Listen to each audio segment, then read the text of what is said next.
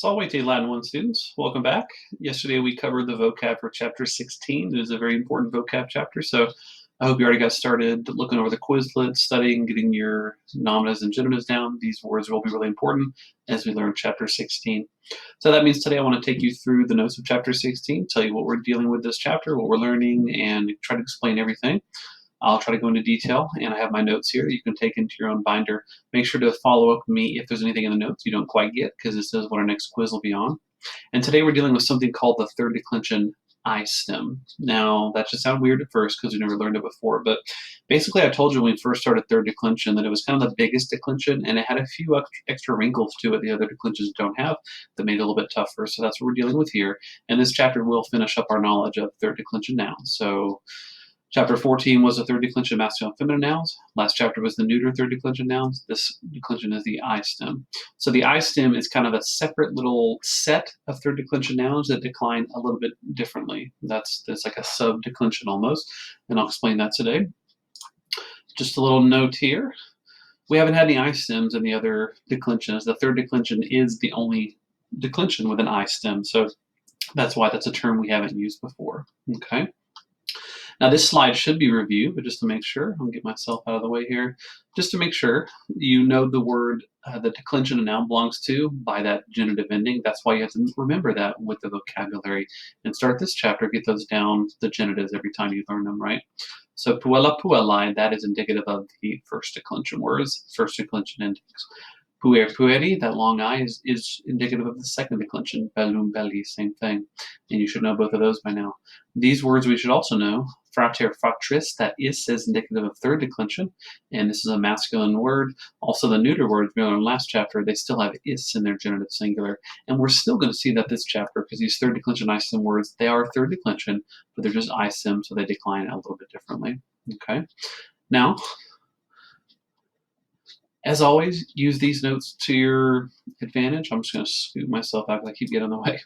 Use these notes to your advantage the best you can. So like if I go a little fast, or if you need to hear something again, just rewind it a few seconds or pause it for a second and make sure you understand what's going on, and then write down your questions, write down your notes, and visit me in my office hours to ask about those specific questions. What we see here is just a review of third declension masculine and feminine endings, right, that we learned back in chapter 14. Blank is ema, ace, ibis, ace, ibis. Hopefully those should look very familiar. These are the masculine and feminine ones. So we're going to learn the masculine and feminine I stem endings right now. Now, well, let me just show them to you. Here's a word we learned yesterday in our vocab, which is ignis, meaning fire, and the endings are in red. So here's the I stem endings of the third declension. They're actually pretty similar. Blank is ema, ace, ibis, ace, ibis. So these words are called third declension I stem because there's an extra I in their stem, but only in the genitive plural. Notice how this is the only ending that's different from non-I stem words. Now, at first glance, that might seem so small as to almost be trivial. Who really cares if one thing is a little bit different, right? So the endings here aren't that different. That's very correct. The big thing this chapter, though, will be remembering which words are I stem and which words are not I stem, right? For example, frater is not, so it declines into fratrum, whereas ignis is, so its genitive plural is ignium. How do I remember which word is I stem, which word is not? By the way, notice these are the masculine and feminine I stem endings. There are neuter ones we'll do in just a few minutes, so make sure you keep those separate in your mind. So how do you know if a word is I stem or if it's a regular old third declension word? That's what we're learning on this slide here. So the way you do that is there's a couple rules that you can apply to these words. Now, we don't want to just memorize the I stem words because there's quite a few of them. So I don't want to give you a list of like 100 words here, go memorize these. That would be a little bit tricky. But there are a few rules that if you apply the rules to a word, and if it kind of follows that rule, you know that it's I stem without memorizing the huge list of words, right? So this is one of the biggest parts of the chapter is this slide right here. So make sure to pay close attention to this one, take some good notes, and follow up with me with questions. If a word fits into any one of these three categories of rules, it is I stem, right? The overarching rule here is that the word must be third declension. So if you see, for example, a first declension word, you don't even got to worry about it. It's not I stem. Now, what is rule one? How do you know if a word is I stem? Rule one. So rule one is the nominative singular ends in is or es, and the nominative genitive have the same number of syllables. Okay, and for each of these, I'm going to give you an example word to try to help you remember it. And if you can remember, okay, this word applies to rule one, it'll help you remember it. So the example word for category one, rule one is, we learned yesterday, hostis, hostis. This word is I-stem because, look out, this rule one, its nominative ends in is, and its nominative genitive have the same number of syllables. Okay, so when you're declining it, you don't have to kind of guess or remember that it's I-stem. If you apply that rule, you know that it's I-stem. And what does that mean about the actual declension? It means it's genitive plural, will have an I in it. Okay, now this is just kind of a comparison here. Is miles I-stem? Well, let's look at it. Does it fit rule one? Its nominative does end in es. However, its nominative and genitive do not have the same number of syllables. Miles has 2, militis has 3. In doing this, I'm kind of assuming you guys all know what syllables are. I'm sorry if I think you probably all do, but syllables is kind of the number of vowel sounds in a word. And I know that some students have told me before that in elementary school they learn to kind of clap at each syllable, something like that. So, for example, militis, you would do 3 claps, that's 3 syllables, okay? But again, follow up with me if you're not quite sure how to understand the syllables there. So this word in brackets here is not I-stem. It's a normal third declension word because it does not fit rule one, okay? So that's one way. If you can remember hostis, it kind of reminds you what rule one is. Rule 2 is probably the most basic rule. Rule 2 is any third declension word ending in ns or rs.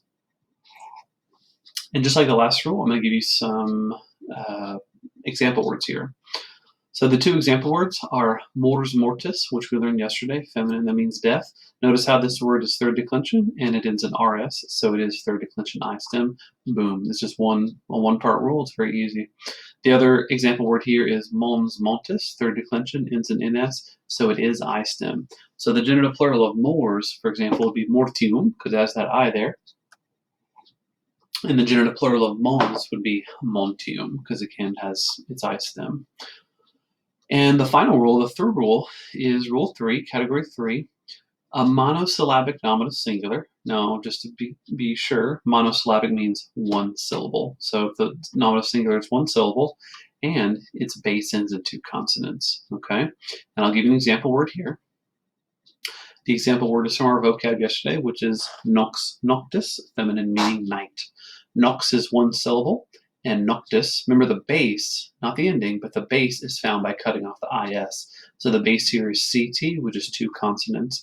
You probably know, but just in case, the vowels are like A, E, I, O, U, and sometimes it's AY in English. So anything that's not a vowel would be a consonant. C and T are consonants, and X and N are consonants, okay? So this word fits rule 3. Now, does this word, rex regis, is this I-stem? We've learned this word before. Well, it's not, but why would you say? It kind of looks like it at first because rex is one syllable, and so it kind of looks like rule 3. But then look at its base. Its base ends in what G, which is 1 consonant. So it does not fit rule 3. Rex is a normal third declension word. It is not an I-stem word. However, nox is. By the way, nox, you might have noticed yesterday, but nox is not technically listed in the vocab section of your book on page 88 if you're following along there, but I did put it into your Quizlet. It's kind of a bonus word I'm adding in because I wanted to use it for this rule. So nox is a word you could see on your next quiz, okay? It is on the Quizlet also. Now, does the word have to fit into like more than one rule? Do you need to, check for more than one rule? That's not how it is. If a word fits any one of these 3 rules, it is I-stem. So if you're like, hey, this word follows rule 1, you don't need to go on. It's I-stem. You know it from there. Okay. Can a word coincidentally fit more than one rule? Yes, but it doesn't have to, right? For example, if you look at mons montis, if it's rule 3 also, it's monosyllabic and the space ends in 2 consonants, right? But that's just kind of a trivia thing. So this is one of the biggest parts of the chapter is how do I tell if the masculine or feminine third declension word is I-stem? It's by learning these 3 rules. So these are 3 things you want to be focusing on and studying right away. The sooner you learn these, the easier this chapter will be. Now notice how these rules are about third declension I-stem masculine feminine words, right? There are also third declension neuter I-stem words, okay? It's a little bit easier to tell if a word is third declension neuter I-stem because there's only one rule for it, okay? So you don't have to apply those 3 rules. If a third declension word ends in AL or E in the nominative, than it is I stem. So it's a little bit simpler there. And in fact, I'll make it even simpler. This is not a big list of third declension neuter I stem words. Masculine and feminine I stem, there's quite a few, but third declension neuter I stem, there's not a lot. And in fact, only 2 are taught in our entire textbook. So I'm going to tell you the 2 right now, and that'll make it even easier to learn the neuter I stem specifically. The masculine and feminine I stems, again, there's more of those. So here's the 2. The first one, these are both words we learned yesterday, by the way. The first neuter I stem word is mare, maris, neuter meaning sea. And so that's neuter I stem. I'm going to show you how these words decline in just a second, because neuter words always decline different than masculine and feminine words. And then the other one is animal, animalis, neuter meaning animal. So these are the only 2 neuter I stem words you'll have in the entire textbook, the entire year, basically. So if you see a neuter I stem word on the quiz, it's going to be one of these 2, or you might see both of them on the quiz. So you know what to expect. It's only those 3 rules you apply to masculine and feminine words. Okay. So this is another bit to learn here is these 2 neuter I stem words. Now, how do these neuter I stem words decline? Well, what you see here is just a review. This is last chapter we learned how to do third declension neuter words. Blank is e, blank e, a, ibis, a, ibis. This should be a review of tempus, corpus, iter, those third declension neuter words we were in last chapter. So just review that part. Now, the neuter I stem endings are a little bit different. Okay, so let's take a look at how they work here. I'm going to give you both words because there's only 2 of them. So I'm giving you basically every word here. This would be blank is e, blank e.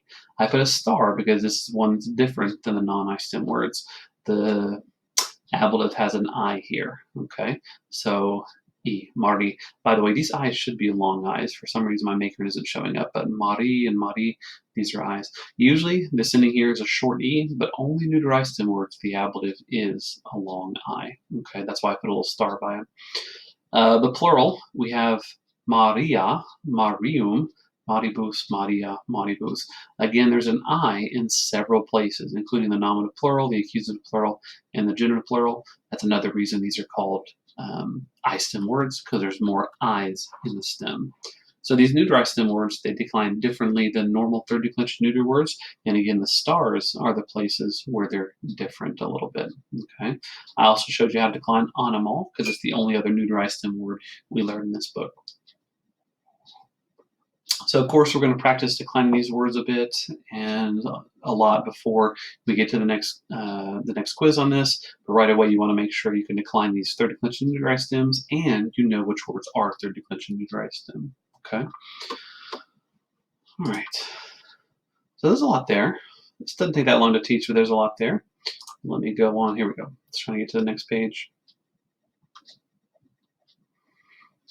So this is just kind of a review, wrapping everything up. Okay, this is nothing new here, but this is just to remind you what third declension masculine and feminine I stem words look like. These endings are the same. You know you have to apply the rules to tell whether these are I stem. Which rules this fit? Ignis, ignis. This fits rule 1 because it ends in is and its nominative genitive have the same number of syllables. What does herbs fit? Herbs, herbis. It doesn't fit rule 1, but it does fit rule 3. It's monosyllabic, but it's based into 2 consonants right there. So this is also I stem. What does that do? It's just an extra I in the genitive plural. The neuters, there's only 2 of them, animal and mare, and you know these words are I stem because it's one of those 2, and you have some differences here with how these neuter words decline. Okay, so the neuter ones you want to look closely at. Okay, very good. Now here I'm going to give you a couple words. You can pause it or something and sit there and think about it for just a second and press play and see what I say. Normally I would ask these to you in class and kind of get you to play along, but unfortunately you're out there in cyberspace and I can't do that right now. I love doing that. But think to yourself, is this word I stem or not? And then press play and see if you're right. These are going to be words you've never seen before, but I give you the full dictionary entry. The first one is oncer, oncerus, meaning goose. Now, if you don't know the rules perfectly yet, hopefully you've jotted those down in your notes. You can kind of look back to those. Eventually, you want to have those internalized for the quiz. But is this word I stem? Well, it is third declension, but it does not fit one of the 3 rules. If you think about the 3 rules, let me just review them real quick. Rule 1 is it ends in is or es, which this does not do, so you can stop right there. Rule 2 is ending in ns or rs. That does not happen here. And then rule 3 is monosyllabic nominative singular. Anser is 2 syllables. So this fits none of rules 1, 2, or 3. It is third declension. Notice that is, but it's not third declension istem. Okay, this is a no. What about beneficium? Think to yourself, is beneficium benefici istem? I'll give you a sec to think about it. Again, do a little pause if you want to think about it more. Beneficium is not istem. Why not? Well, this one you didn't have to think about that much if you recognize that it was second declension. Only third declension words can even be istem. So if it's got a second declension word, you don't even need to really think beyond that. Okay. What about this word, awis awis, feminine meaning bird? Is it istem? It is istem. If you thought that, you did well. How does it look istem? Well, it's rule 1. Its nominative ends in is, and its nominative and genitive have the same number of syllables. That word for bird is istem, so the genitive plural would be avium. What about casus casus, masculine meaning fall or accident? Is it istem? It is not. Hopefully you're thinking no. And why not? Because it's not even third declension. It is, well, this is not the third declension ending is, right? Is a third declension genitive ending.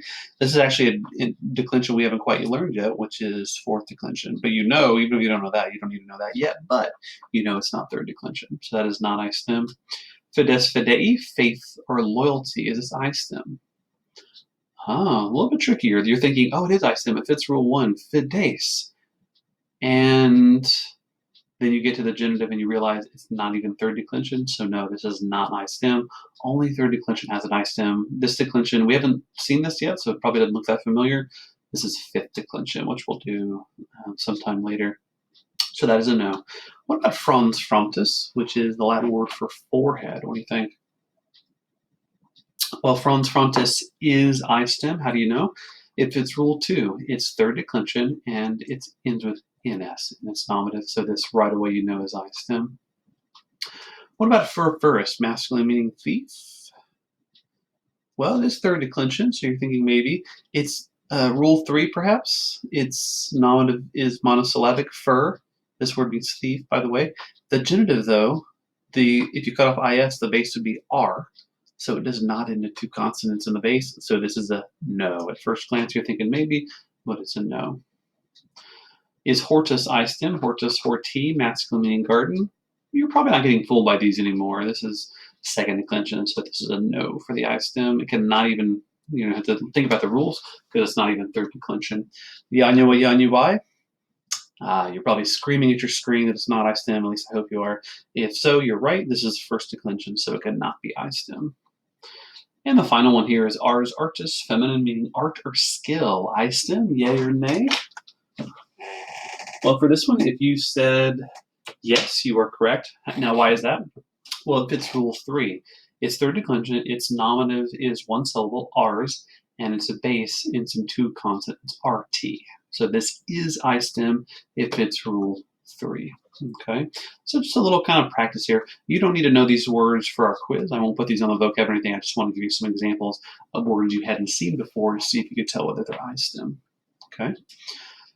Now that's the crux of the chapter. I'm just going to wrap up a few things here. And again, pause it if I go a little bit too quickly for you. This is the word study, which is just kind of little details about stuff we learned through the chapter, little vocab things. We learned the word hostis. I just wanted to give you some details of this word. It means enemy, usually like a public enemy, like in war or something. Now the reason I bring this word up is there's a little note on it. In English, the word enemy is usually singular, even if you're talking about like a big enemy, like a group, like the enemy in war. That could be hundreds or thousands of people, right? So in English, we say the enemy is approaching, for example. Even though it's not that accurate, because the enemy is a lot of people, right? Potentially. In Latin, though, they're more literal with it. If they say the enemy, they actually make that plural. It's a more literal thing. It's actually more accurate than the Latin. So, for example, in English, we say the enemy is the Taliban, but in Latin, they would say the enemy are the Taliban. Okay? So basically it boils down to, if you see the singular of this word, it translates to an enemy. So for example, ex hostis patriae mei, you are an enemy of my country. That's singular. However, if you see this word, here's one more example, excuse me. Brutus cum hoste laborabat. Brutus was working with an enemy. This is singular. That's how you know it was one person. However, if you see this word in the plural, hostes, you know that it's the enemy. It's like a collective idea, okay? And actually, it's much more likely to be plural. You see this plural a lot more often than singular. So non amamus hostes, we do not like the enemy. Even though this is plural in Latin, you want to translate how it sounds best in English, which is the enemy. Another example, Brutus in castris hostium erat. Notice how this is genitive plural, but even though it's genitive plural, it's still the enemy. Brutus was in the camp of the enemy. This is genitive, by the way. This word is I stem. Sometimes numbers in languages work slightly differently. Like in this language, this certain thing is singular, where in this other language it's plural, even though they mean the same thing. That's what's happening here. There's even modern languages where sometimes the numbers aren't the same. It's just like in English, we think about this thing as plural, but in Spanish they think about it as singular. That's just how the language is developed. It's just a little note. It's not a huge deal, but something to be aware of for your translation. Now, another little note on the word hostis. I mentioned this yesterday, but this is more about the meaning of this word. Hostis refers to like a public enemy, the enemy of the state. If you want to talk about someone's like personal enemy, like I don't get along with this guy very well, that would be the word inimicus, which you learned in a previous chapter. So hostis has to do more like he's an enemy of our country or an enemy of the state. So, for example, Marcus et Quintus sunt inimici would be appropriate because this is two guys. Marcus and Quintus are enemies. They don't like each other, but neither of them is like an enemy of the state or a traitor. Whereas Romani pugnabant contra hostes in Gallia, this one has the Romans fighting, and so that's more like an enemy of the state, isn't it? The Romans were fighting against the enemy in Gaul. So this one is how we're more likely to see it, a public enemy. In other words, each one is trying to attack the other's government or to overthrow the government, right? So that's just a difference between which word when do I use hostis, when do I use inimicus, okay? And finally, I wanted to give you a new motto that we haven't learned yet. It's been a while since we did Facts of the Day, so I assumed you want one. The reason I'm bringing this one up now is because we just learned one of the words in it. It's used twice, actually, and that word is mare. Remember how we just went over that being a third declension neuter word? Now, this is the motto of Canada, by the way, which is a mari usque ad mare. So if you know the prepositions here, it's pretty easy to translate. The only word we don't know is usque. I'll tell you what that means, though. Now, we know is a preposition meaning from. It takes the ablative. And look, mari is the ablative. Remember, the ablative of the neuter I stem. And then ad takes the accusative. Boom, we have the accusative right here. Ad takes the accusative. So what does this motto mean for Canada? Maybe you've already translated in your head, but if not, I'm help you out here. It means from the sea all the way to the sea. So that's Canada's motto, the idea that they stretch from sea to sea. So I thought that's a pretty cool motto, and I want to bring it up specifically because it's using the word mare, which is a word from this chapter. Okay. So I hope you're seeing as we go over this chapter, there's a lot to learn, there's a lot to deal with here, and the I-stem is just kind of a big topic that I want you guys to be on top of from the very beginning. We're going to put a lot of practice into it before we would quiz on this, but you want to kind of put a bow on our third declension here. So make sure this chapter, you're visiting me in my office hours to talk. If you have a question, you're doing your assignments and homework, that's how you get better at these things to do well on the next quiz, okay? Then again, this will finish up our knowledge of third declension nouns. It's the biggest declension, it's the most common declension, so you want to know a lot about it before we move forward with the next chapter, okay?